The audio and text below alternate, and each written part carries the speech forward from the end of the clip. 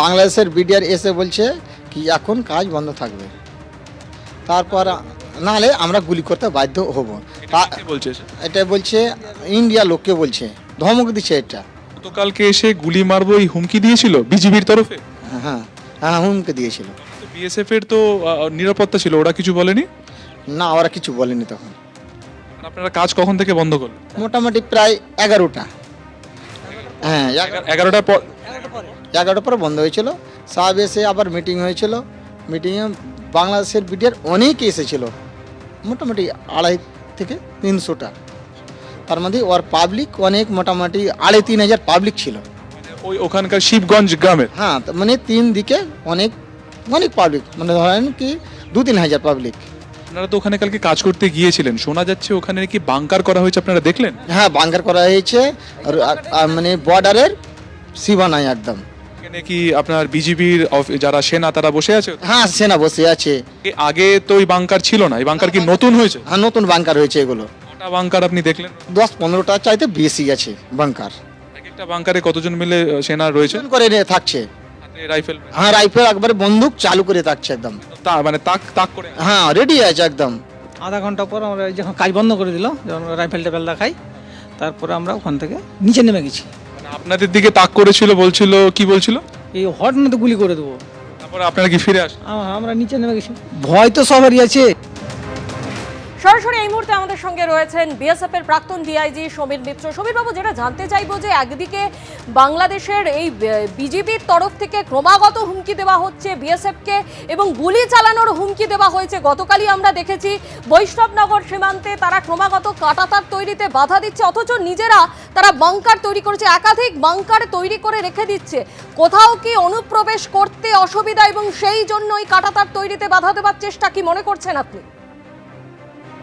প্রথম কথা, এটা কোনো নতুন খেল নয়, এটা অতীতেও এরা খেলেছে ঠিক এইভাবে। যখন প্রথম কাঁটাতার দেওয়া শুরু হয়, ওরা বিনা মতলবে কোনো রিজন কিচ্ছু নেই, কিন্তু আমরা করতে দেব না, একটা গোয়ার তৈরি বলে না, সেই ধরনের একটা পশ্চার নিয়ে। আর দ্বিতীয়ত দু একটা জিনিস একটু আমি জিজ্ঞাসা করবো, যেখানে উনি আছেন আমাদের রিপোর্টার, এটা কি বাংকার অর ট্রেঞ্চ? ঠিক আছে, বাংকার অর ট্রেঞ্চ। সমীর বাবু, স্থানীয় বাসিন্দারা বাংকারের কথাই বলছেন, কিন্তু স্থানীয় বাসিন্দারা বাংকারই বলছেন।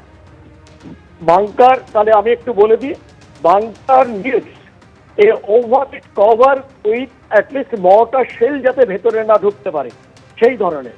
দ্বিতীয়ত, এই যে ডিফেন্স পোস্টারটা তৈরি করলো সীমান্ত থেকে কত গজের মধ্যে, ওদের দিকে, কেননা 150 গজের মধ্যে কত কিছু করতে পারে না দুই দেশে। তো সেখানে যদি করে থাকে 150 গজের মধ্যে, we have every right to go and tell them you just get lost, তোমার ওখানে 150 গজের পেছনে যা খুশি করো, বাট এইখানে তোমাদের আমরা করতে দেব না। এইটাই হবে একটা রাইট অ্যাপ্রোচ। কিন্তু এখানে আমি জানি না কালকের আলোচনায় কি হয়েছে, IG south Bengal frontier and brigadier general, তাদের মধ্যে আমাদের বলা হয়েছে it is an informal meeting between the two heads of the frontier. এবং যার ফলে কি হয়েছে যে ইট ওয়াজ প্রবাবলি প্রিশিডিউলড, সেটা কালকে সেটাকে আবার ওদের রিভাইভ করা হয়েছে। অ্যান্ড সার্টলি অ্যাট দি সাইড নিশ্চয়ই কোনো আলোচনা হয়েছে, যেটা হয়তো পাপিকগিরি ওনা দেননি, যেটা মনিন্দার বললেন পরে, যে আমরা মোটামুটি মানে দুটো দলের মধ্যে যে আলোচনা হয়েছে, it was quite positive and all. But if that be so, তাহলে আজকে এই ধরনের কেন হবে? আজ এরা কয়েকদিন ধরে মাঝখানে একদিন একটা ট্রেনিং এর সঙ্গে ট্যাঙ্কও দেখিয়ে দিল আমাদের।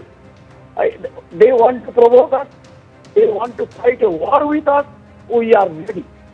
তার একটা শিকার এই জেনে আমরা এইভাবে। আর এই দুটো যে আমি বললাম, একটু দয়া করে ইয়েতে বলো, যে আমাদের রিপোর্টার রয়েছেন, যে এটা মাথার উপরে কোনো ঢাকনি আছে কিনা, because it has got its different connotation and significance.